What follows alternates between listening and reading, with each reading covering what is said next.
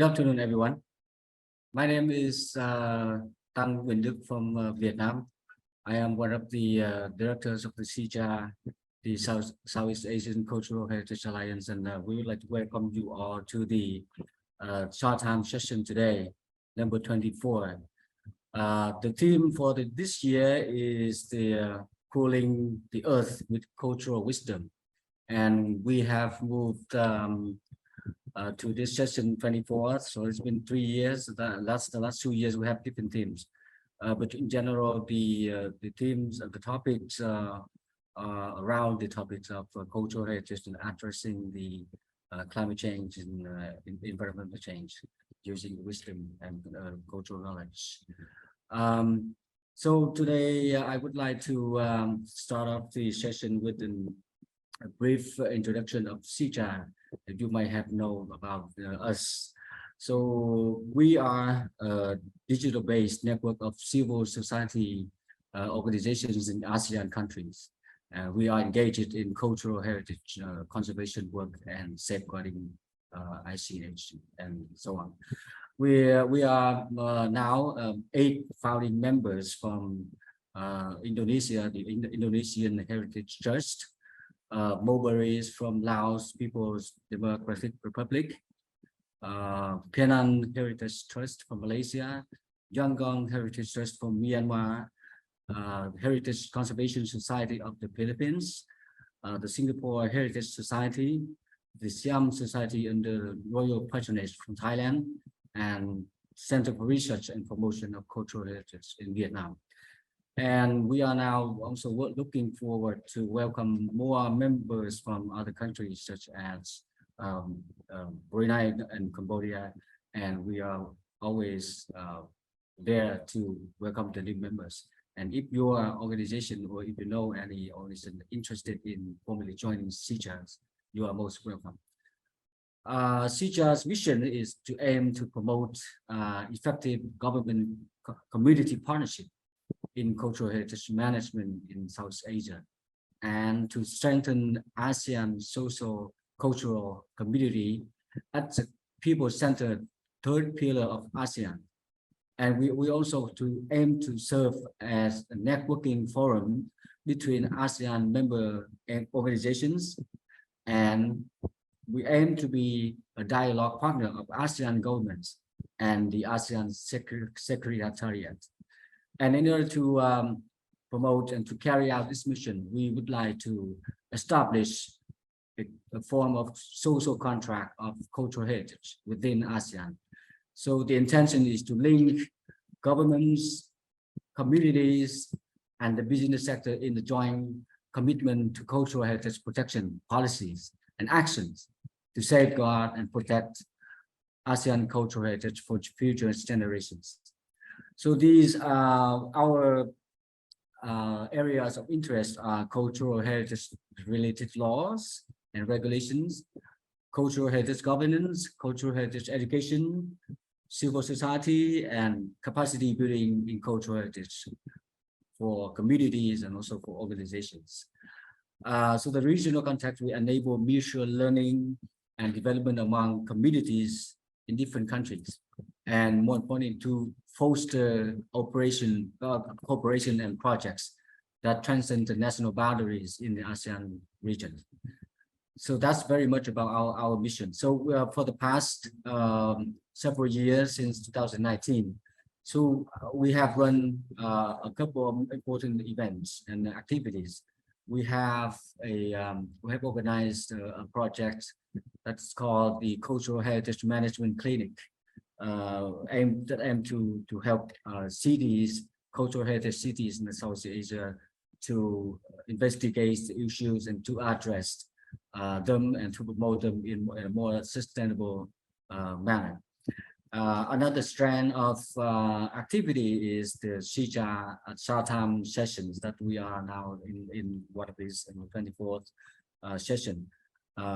So from 2021, we have invited numerous around the region to deliver their presentations on the results of their research and findings on how on the synergies and the interaction between measures to safeguard cultural heritage with addressing climate change. One of our other important activities to organize conferences. And last year we have indeed early this year we opened a conference on climate change and cultural wisdom, which attracted quite attention from the academics and also local NGOs and also community members from across the region. So the next our important activity is to one of our endeavors is to aim to participate in the COP28. It is the forum on climate change and cultural heritage. So we aim to send a youth delegation and senior scholars, about 20 persons, into the forum to discuss and to celebrate culture, and also to try to present the issues and to climate change mitigation and adaptation. So that is, we hope that is going to be a big event in awareness raising in the issue. And we welcome you all for any suggestions of the major contributions or any donors or sponsors who are interested or ambitious to do this, to make it happen. So we welcome you to make that generous contribution recommendation to us. So we aim to organize 12 activities at the COP28 in Dubai this November. And regarding the chart time sessions, we have been running, as you know, that we have been running this for 3 years now. And now it's a very good time for us to make a review. And we would like to kindly invite you to take a survey to give us ideas or any initiative how to improve our short time programs and any other activities that SEACHA may be involved and to help us to facilitate our mission in this endeavor. So that's very much about my presentation, introduce about SEACHA. And the topic today is telling stories, making solutions, seaweed perspective. And I would like to leave the floor to my colleague, Mr. Kusama Natusan, the Vice Chairperson of SEACHA Directors, and she's now as well Vice President of the Penang Heritage Trust from Malaysia. So the floor is yours, please, Salman.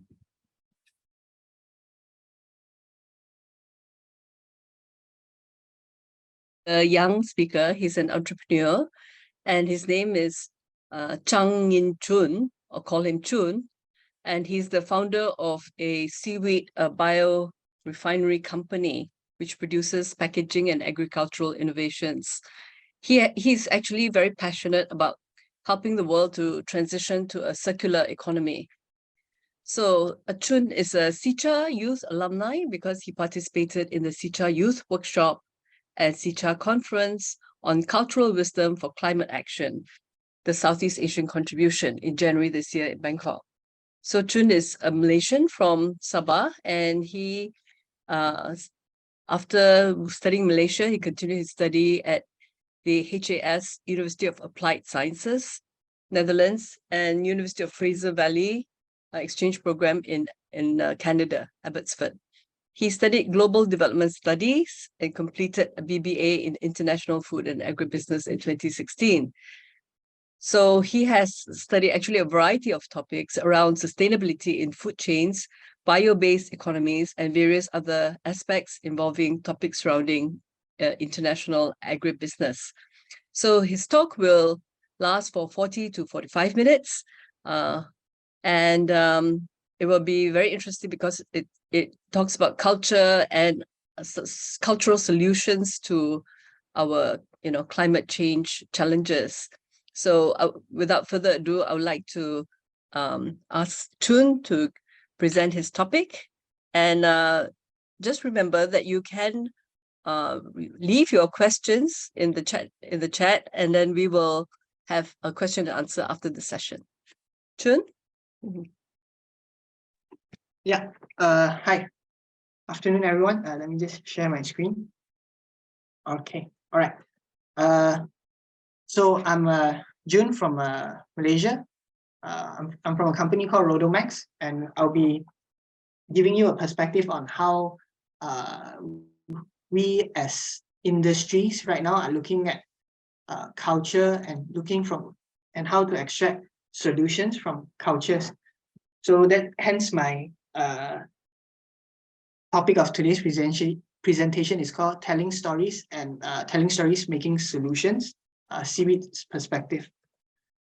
So I'll go through the presentation.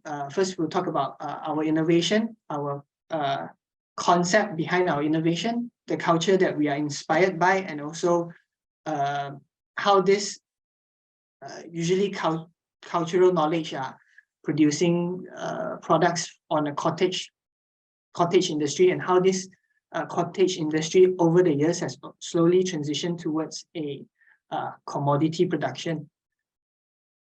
So these are some of the products that we produce. As you can see on the left of the screen, we are producing bioplastics from seaweed. These are we want to kind of be a solution provider for a single-use plastic. So these are prototypes. In the middle, what you see is yarn that is also made from seaweed. This is mainly to kind of address some of the fast fashion pollution that you see in the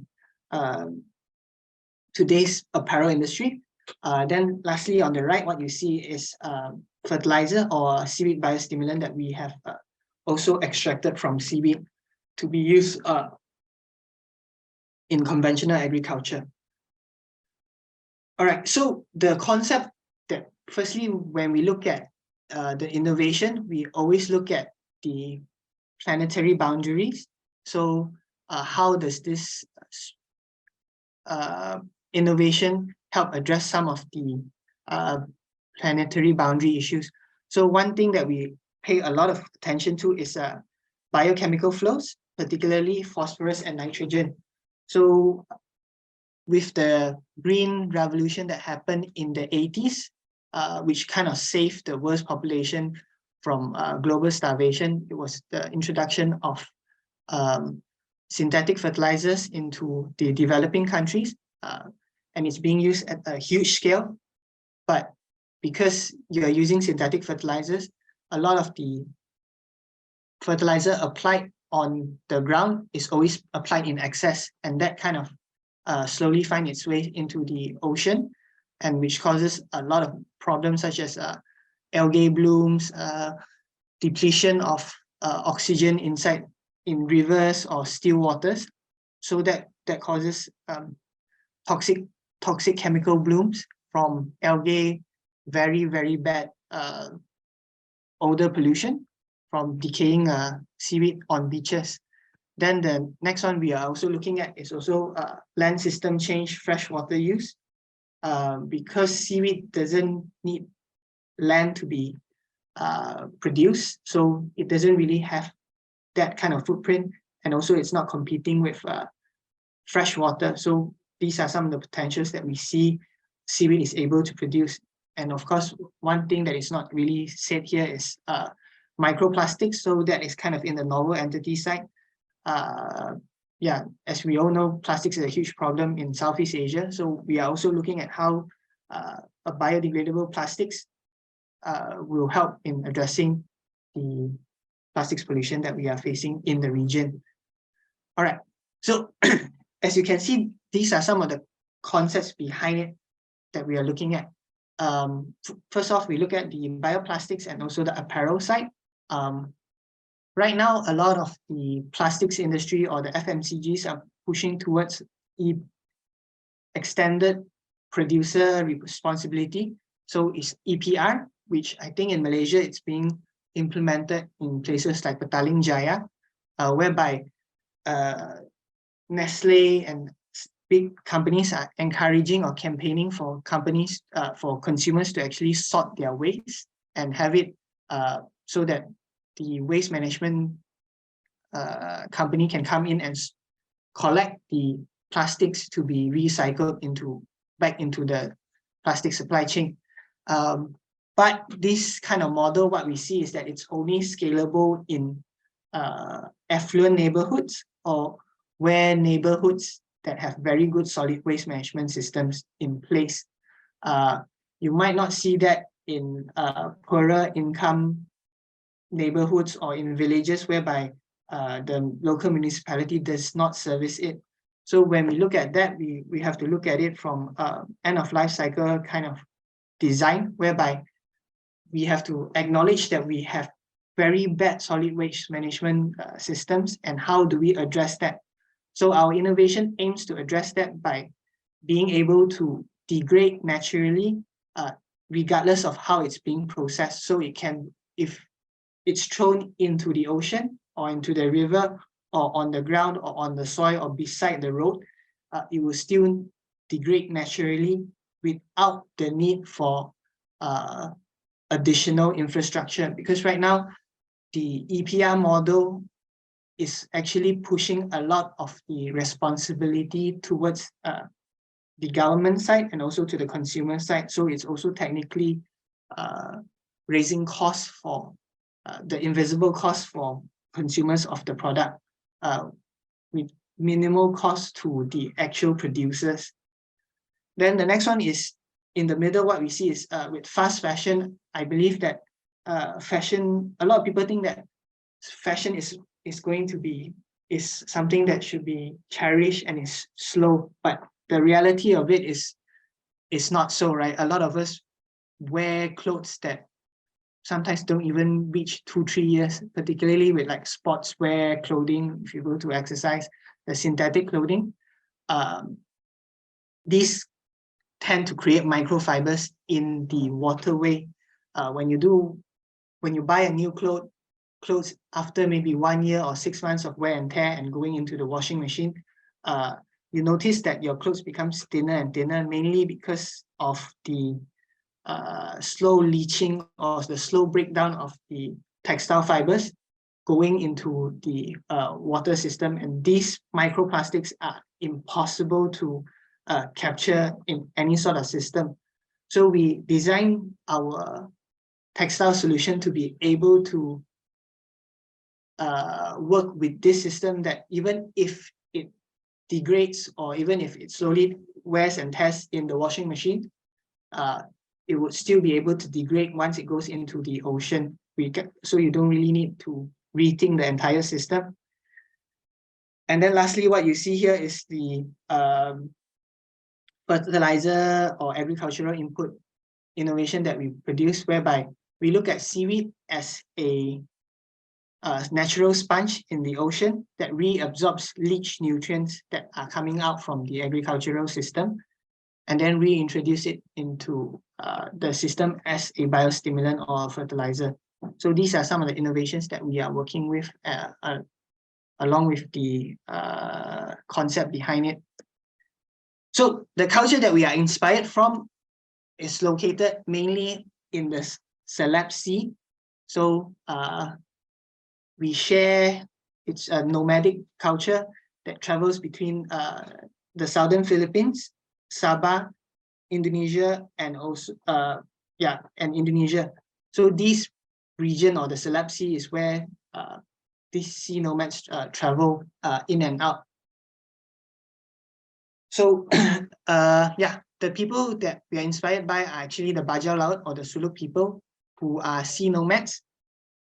And a lot of them are stateless because the introduction of a sovereign border system does not really go hand in hand with their way of life. So they are usually fishermen, and they would travel where the fish stocks are and harvest, and then sometimes they will also escape typhoons, particularly from the Philippines coming into Sabah, and then after that going down to Indonesia and going back up to the Philippines. So what you can see here is that they have figured out a way to live on water, which I think from a climate adaptation kind of point of view is quite interesting, is because with ocean levels rising, they might be the only culture in the world that is actually ready for this, whereby they are used to staying on the sea. So you can see that they are using very, very rudimental building materials, which is mainly from the mangrove swamp. And they don't really have very big structures because they want it to be able to sway with the current and also the waves that the sea kind of has. So this is the Lepa Lepa festival that is celebrated by the Bajau people. So these are the traditional costumes. As you can see that this is the Lepa Lepa festival is actually a kind of like a beauty pageant for boats. So they will be judged on how well the boats are decorated. So they have a lot of flags, and also they have very intricate patterns, especially at the bow of the boat. The reason why there is a curve upwards is because they are fishermen, and traditionally the higher the curve of the boat in front means that they are able to kind of go to further open waters and also cut through very, very huge swells. Yeah, you compare that with today's modern day boats that are not really sea-going all the time, probably just along the coastline. They have a very relatively flat surface. It's because it's not really designed to go far distance and also weather storms. So that is why they have a tall bow at the front. So these are some of the pictures that we have of the seaweed farmers. The first picture on the left is them harvesting the lime on a small boat. The picture in the middle is them loading the harvest onto a platform. And then the third one is them bringing up the harvest to the platform. So the seaweed that we are using as a company, or that is being cultivated in Southeast Asia, is actually called Carpophycus alvarezi.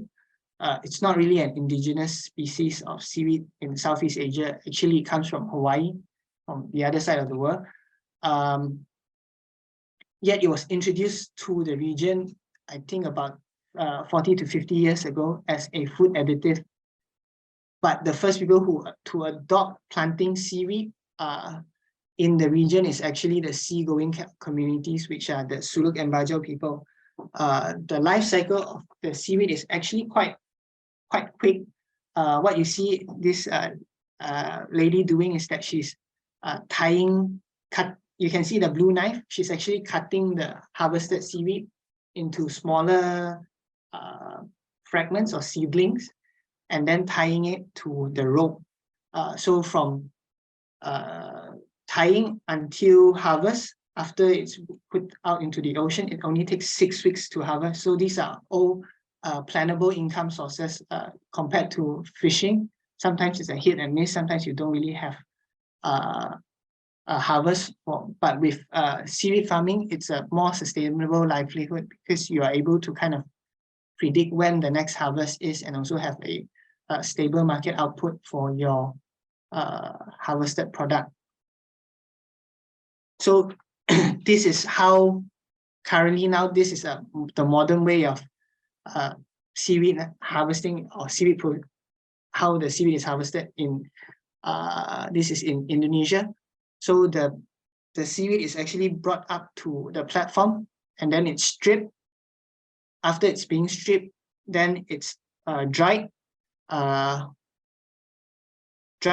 then it's bagged into sacks, which is then sold to Surabaya, and then from Surabaya it'll find its way to different parts of the world, including China, Philippines, the US, Europe, to be further processed into other food additives.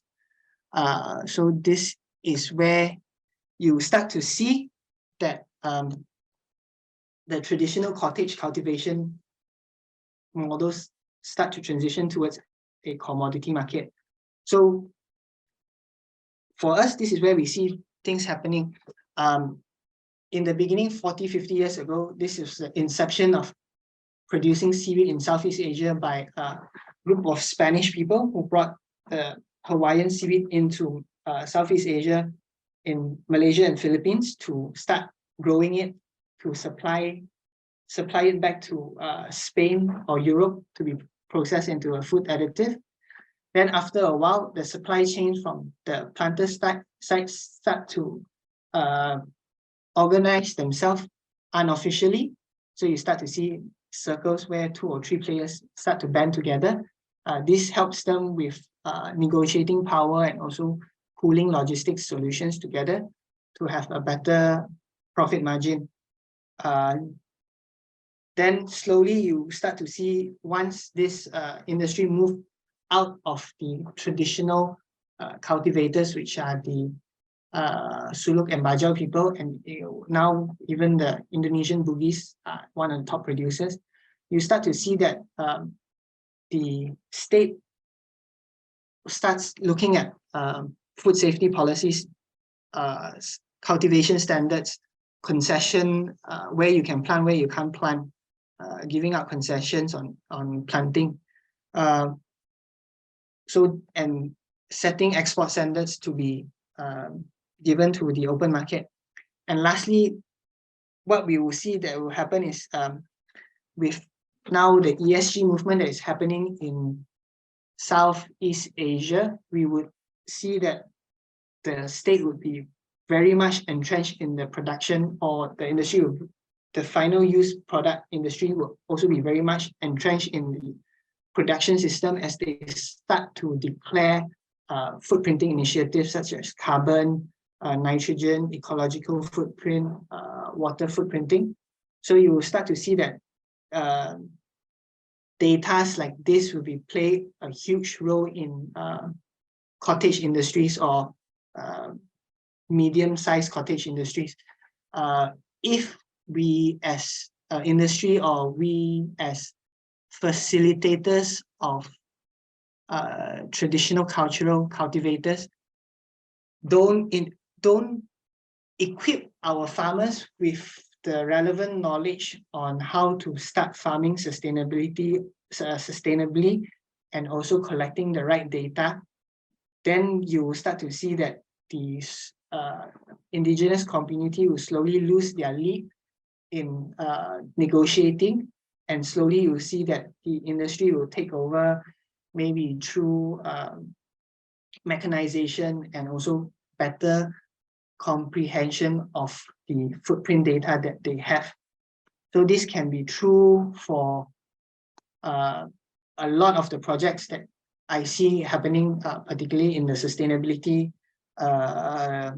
market. It can be true with forest restoration. Now that carbon trading is such a big deal, you are noticing that a lot of foreign entities are actually coming into countries, developing countries, to tell us as developing countries how to safeguard our forests, and also dictating what kind of prices we should sell and buy our carbon at. So, and all these things that are happening at the top level is not trickling down to the indigenous communities that are actually living in the forest or protecting the forest based on their traditional livelihood. And you can see that this is a very, very dangerous precedent that can help industries slowly push out indigenous communities out of their native land on the guise of sustainability. So you can also see this happening with reef restoration, whereby big tourism companies are starting to look at huge swaths of ocean land or reef surfaces and trying to monetize it by putting up boundaries and borders which affect some of the migratory pattern or the routes that nomadic people are taking from the ocean, and also limiting their fishing rights. So these are stuff that we should be very careful of, and also teach the people who are already practicing it to harvest that kind of data, where they are going, what location, what time of the year, is, let's say, a certain animal crossing through this pathway. Same goes with peatland conservation and also animal conservation. So you can also see that fiber is also quite the use of traditional fibers and dyes is also one thing that we have been working with the apparel industry. See that big companies like Adidas, H&M, Nike, they are all looking at that. But the people who have the knowledge of what kind of color can be harvested from what kind of plants are the guys who are losing out on these kind of deals that are happening on the open market, because there is a lack of data, knowledge, and also network from them. So we have to figure out, as industries, we have to kind of figure out what are the transition steps that we should be looking at.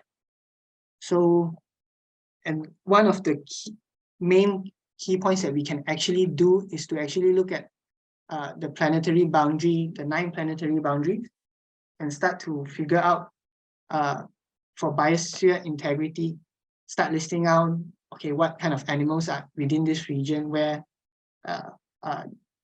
certain groups are living in or certain communities are living in, what are the land system changes. So with urbanization and developers moving into traditional reserve land, what are the land system changes, how much fresh water is being used to, let's say, cultivate a certain dye material or a certain fiber or certain raw material.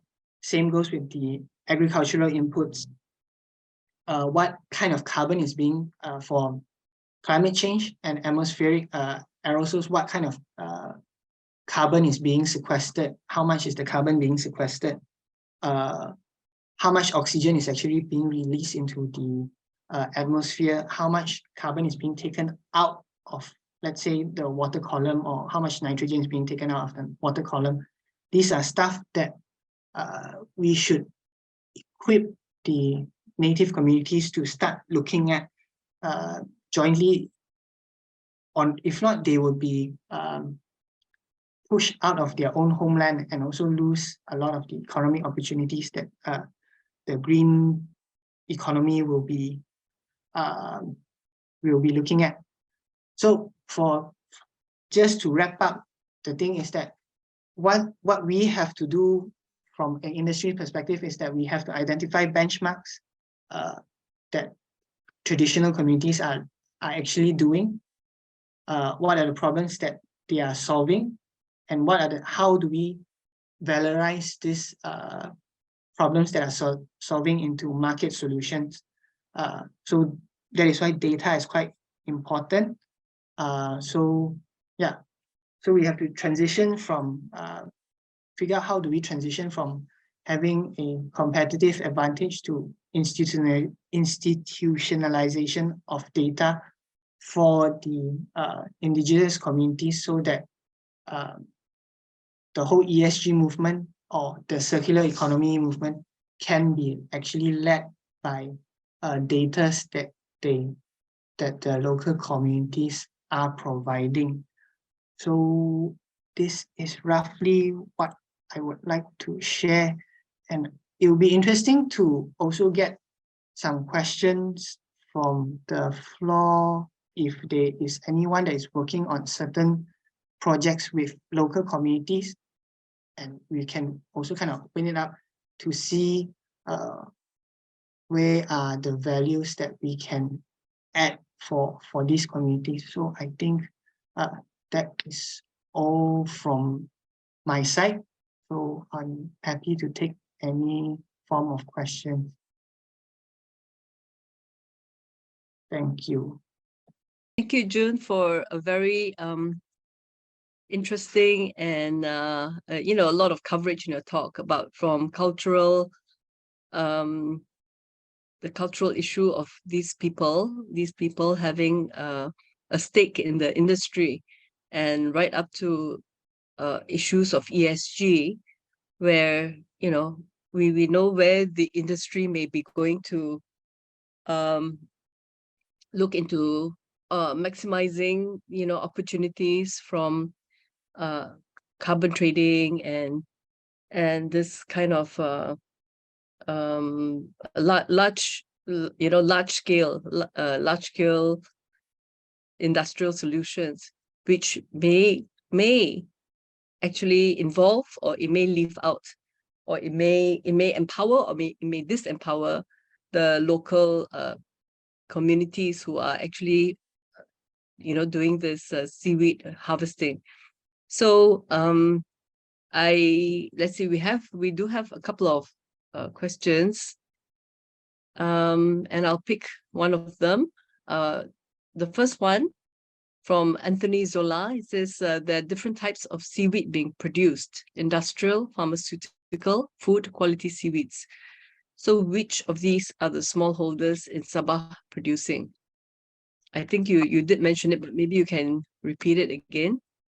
The different grade of, like you were mentioning, industrial, pharmaceutical, and the other one is what was the other one? Food. It's not really, it's how to say, it's not really the at the ground level, farmers are not involved in any of that. They are just raw material suppliers. From an industry perspective, this is just a matter of how far your factory or your processing site is accredited. So if you're only accredited by, let's say, the Ministry of Agriculture and Food Industries for food production, then you are at that level. If you want to go further for, let's say, pharmaceuticals, then you have to get MOH, Ministry of Health kind of accreditation, and also a longer process of having the product trialed and tested. So you have to do animal trial, human trial, this and that. But a lot of times we as industry notice that we only, especially here in Southeast Asia, we are only able to get the lowest hanging fruit, which is food or big stuff like cellulose or fiber. The higher end tier products like pharmaceuticals, we are not at that level yet because there is a lack in knowledge. And usually these stuff are more, you see happening more in developed countries like Japan, Europe, and America. So the value chain for us as developing countries, we are more of a volume player rather than a value player, which we are trying to change with bioplastics and also agricultural additives, rather than going the conventional route. Thank you. Okay, so now we have another question from Kun Kanita. How many counties or districts have seaweed farms, or countries? How many countries have seaweed farms? And does the increase in farms affect the natural ecosystem of the seaweed? The thing is, I think only 3 countries are actually in Southeast Asia. I'm not talking about the rest of the world. In Southeast Asia, there's only 3 main players, which is Malaysia, Indonesia, and the Philippines. The rest are quite minute and very, very cottage industries. Like these are the 3 main producing countries. In terms of the ecosystem, how much it affects, we don't really have that kind of data, which is why I'm mentioning that this is something that we have to work with, because we know it's a net positive, but how much of a net positive it is, we don't really know. We don't know how much oxygen is being fixated, how much carbon is being drawn out. Yeah. Okay, one more question. Is the seaweed textile durable, and how long is its life cycle? And the same thing with the bioplastic. The life cycle, both of it is roughly the same. For us, we're not trying to go with we're not going to do the big volumes kind of stuff. We're looking for more boutique users of the product. So we're looking at it more from a leather alternative. So right now you have polyurethane being used as a leather alternative, which is a plastic material. So what we want to look at it is also similar to that, but replacing polyurethane. We're not going to use it in a lot of the not going to use it to replace nylon. It would take, it really depends on the condition though. For the apparel side, as long as you maintain it like a leather product, like a leather good, meaning you polish it, you keep it nice, it can go quite a while. But if you're talking about the plastics, it really depends on the ambient environment that it's being exposed. If let's say it's always rainy and it's a bit humid and hot, then you will start to see it degrade after 3 days, and then after 1.5 months, it will be fully gone. But if let's say there's no rain or nothing, then it will still be there because the condition is not right for microbial activity. Okay. Another question. This is about spirulina. Is it from cultured or seawater harvested seaweed? Spirulina is microalgae. So usually they are cultivated in reactor tanks. So it's not open water cultivation, it's a microalgae. So it's not really a seaweed per se, it's a microalgae, and it's more for pharmaceutical users. Yeah, and it's also quite a useful, if you're not using it for human consumption, it's quite a useful tool for wastewater management. For example,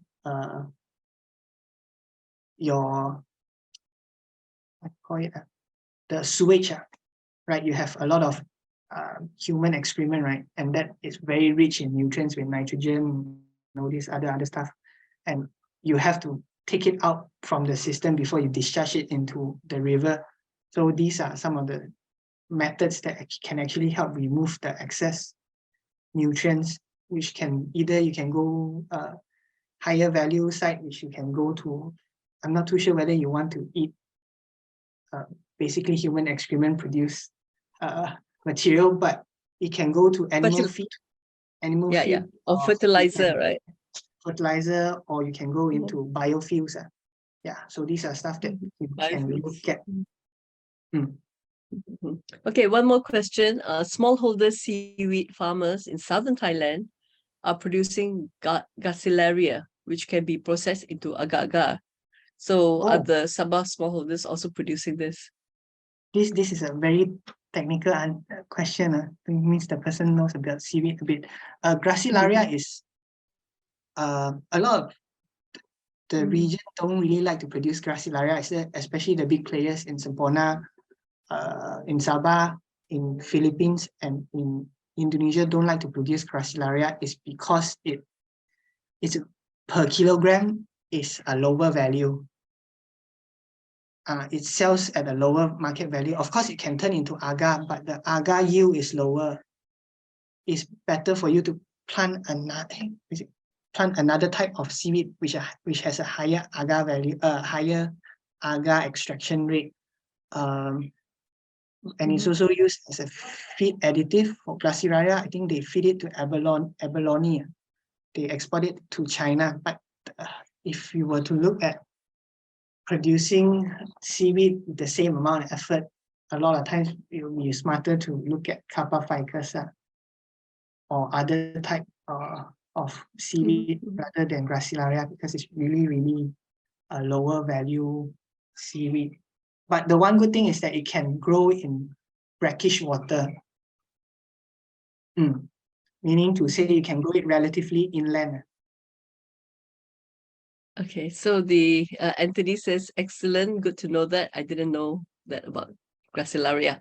Okay, so my question for you is that, you are really clearly very knowledgeable about the whole field, the different types of seaweed and what they're used for and the conditions and so forth. And I'm curious to know what exactly is your role with Rhodomaxx. Do you trade in the seaweed, or do you do the research, or what exactly do you do? We are producing the final product, which is the first 3 products that I shown on the screen. But we are we look at ourselves as more as innovators for the industry rather than just processors, because there are huge processors in Southeast Asia and also in China.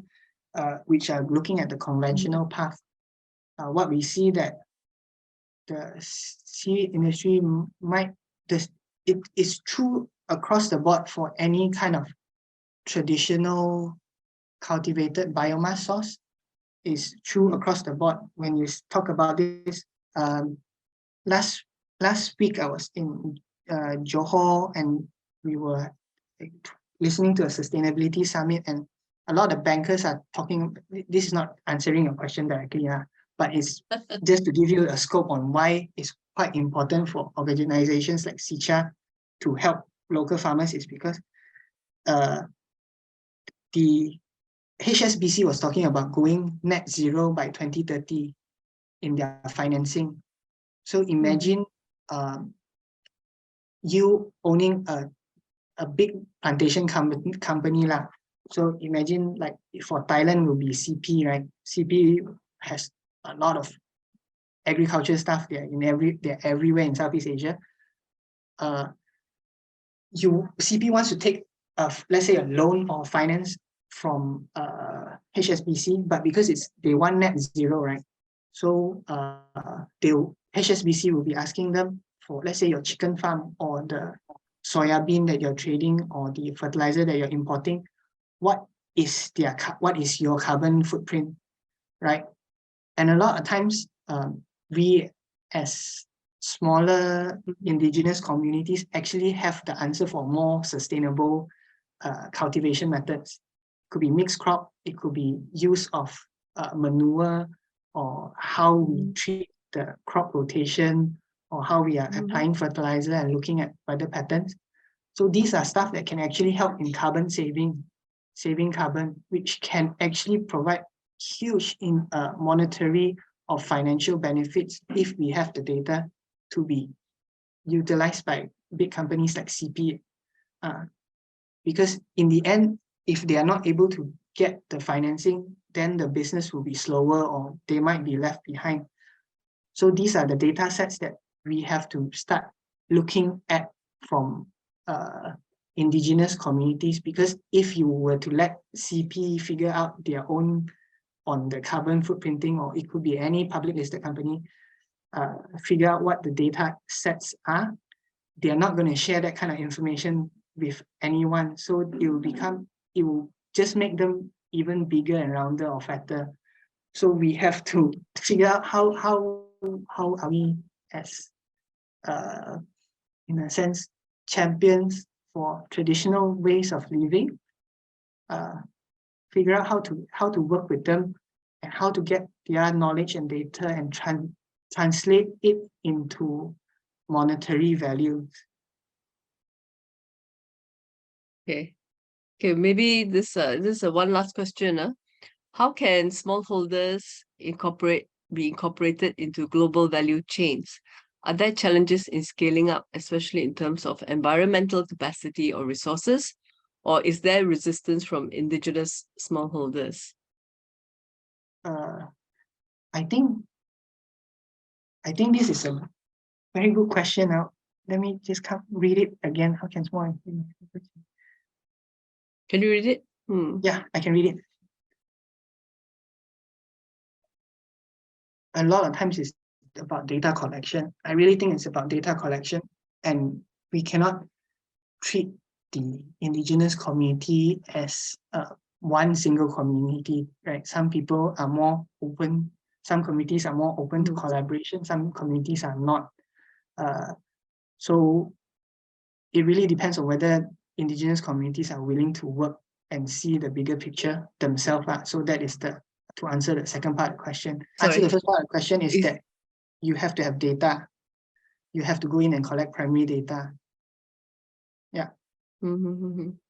Okay, so actually because your talk was quite short, so we still have a bit of time. Yeah. You were talking about the three products, right? Can you just show them again on the slide? Because that time we didn't quite understand what the three products are that your company produces. You can just show it again and then just tell us again what it is. Okay. So the first one on the left is a bioplastic, kind of like we're trying to like a mass produced by plastic in a prototype. The second one is like yarn. We can also do leather from this. Then the third one is a agricultural input now. Which So of these, use as which fertilizer. one is ready? Like, which is already like agriculture ready? inputs we are now already selling. The plastic side, the machine is out now. We are working with some of the we're working with a bunch of adopters. So we're discussing on who is going to adopt the technology. So we will not be the actual factory that is going to produce the technology, but rather we will be just supplying the know-how on that. Yeah. So like, okay, I just Google on Shopee lah, whether I can get your fertilizer. Oh, we only deal with plantation companies. We don't really sell to end consumer because the use rate is very, very, very, very low. Our use rate for the fertilizer or biostimulant is 1 to 1,000, 1 liter in 1,000 liter. So if I sell you 1 liter of the product, you can use 1 ton of water. So for us, it's not. Yeah, for us, it's not something that we look at for the end consumer. We mainly deal with plantation companies. Plantation companies, I see. Okay. Yeah. Okay. So so that's already being sold lah. Okay. Yeah. And then do you see, for example, you know, the government, let's say the government in Sabah or any organizations in Sabah who are interested in this to take up what you're doing, or you know what the seaweed producers are producing? Do you see that at a policy level, some sort of encouragement of this initiative? Not really lah. To be honest, not really lah. Everyone is interested, but actionable policy. There's not much things there going on. Because I think I saw some announcement about Sabah in terms of carbon trading, but they were mainly talking about forests, right, rather than seaweed production. The carbon trading again, this is also one thing that we have to be very cautious about, is that politicians will say a lot of stuff about carbon trading, particularly when it comes, because the carbon trading stuff for Sabah has a lot of backlash and drama behind it, because it's one politician saying that they want the whole thing, and it's not involved with any other community. And then usually they come in to say carbon trading, and then they will need to build a 100-acre or 15-acre research center. While building the 15-acre research center, I'm not saying that they are doing it like that. I'm just saying that usually this is how things work. They'll go in 100 kilometers and chop the trees down, and in the guys that they want to do carbon trading. So that's why the data set cannot come down from the state or commercial party one. The data set has to come from the local community. If they own it, they have the right to use it, right? If the government say, hey, the data is ABC, but actually on the ground, the guys who stay there, who understand the geographics better, say it's DEF and it's provable and replicable as DEF, the guy who is saying ABC won't be able to commercialize his project. So a lot of times, that is why, especially for non-profits like SEACHA, we have to be the guys that champion the movement, rather than wait for industry to tell you this is what they want. Because if they tell you this is what they want, that means they have the data set and you don't have any wiggle room. It's also true for me because I'm also an industry guy. I am also looking at trying to own certain data sets. So they, in a sense, I understand I understand the risk because if I am able to own the data set, I'm not going to share it with anyone else unless there is monetary gain for me. So with SEACHA, I think, yeah, with anyone who's working with local communities, you must empower yourself and understand what the market wants and needs, and then you'll be able to use it more. It's more, yeah. Okay. more There's effective. one last question actually. This from Anthony Zola again. He says the SEACHA Investment Promotion Unit is actively promoting investments in smallholder seaweed production linked to seaweed processors investing in the state. Just so Anthony, actually, what is SEACHA? Would you like to come? I don't know whether you can come on the screen or not. Or would you like to tell us what SEACHA is? Have you I'm heard about familiar this? with SEACHA. SEACHA is Sabah Uh-huh. Economic Development Investment Authority. Mhm, Yeah, mhm. we've been, SEACHA has spoken to us 3-4 times already, do a bunch of interview. I'll be very frank, nothing has come our way. And even the Malaysian government has actually put in a lot of money in production, building up the production capacity of seaweed farmers. I think under Dato Sri Najib's era, we spent about 200 odd million ringgit in grants for seaweed production. Yeah, and production has not really increased because one of the things that I didn't mention during the presentation is that the sea nomads are usually stateless people, and they are the actual operators of the production system. So when you're giving out 200 million as a government, you're giving out to citizens.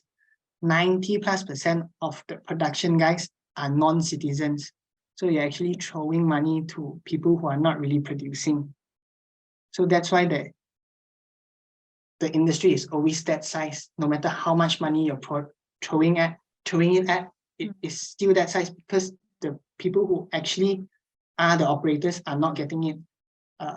I'll be very frank, Mr. Zola, I'm not a new player in the seaweed industry. I come from a second generation seaweed industry player.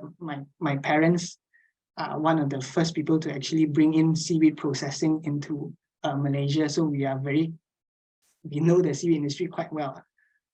Yeah, but SEACHA has been trying to do a lot of different stuff. It's just that sometimes it doesn't come to fruition because they are always focusing on seaweed production rather than the entire value chain. Because the production side is only that small only. In fact, like I mentioned, there was a transition from we went from the Suluk and Bajau people moving towards to a more commodified kind of production system, right? The Bugis people who are staying in Nunukan, they are now the biggest producer, despite the government not giving a single cent in the beginning stages, because they have the volume of people to work on the seaweed farm. While here in Malaysia, because we are a middle income country, all our IC holders, the labor force that we are used to is not used to working up in the open sea with zero shade. So it's not, yeah, and we've been only focusing on production, but we've not really been focusing on the value chain, building up the value chain for processes, this and that. Yeah, because we think that we can be the biggest producer despite not having the actual workforce to actually do it. So the money didn't really help grow. This is how it is. Okay. So, on that, I think we can wrap up this session. And thank you very much, Jun, for a very informative and, we learned a lot from this talk, certainly. And we hope that all the audience can join us again for the next session. Yes? Me? Yes. Oh, yeah, thank yeah. you very much for Mr. Chung, and also all the participants for really interesting and informative presentation and discussion. And thanks Kusama President, for your presentation. And once again, we would like to invite you to attend the next session of SEACHA, number 25. But we also would like to kindly invite you to join the survey, because we would like to improve the quality and also the convenience, or whatever the effectiveness of the session, any other SEACHA's activities. So please take your time to fill in the survey, or send us an email if you have any additional ideas or any suggestions. Most welcome. And once again, thank you very much for your time today, and see you next time.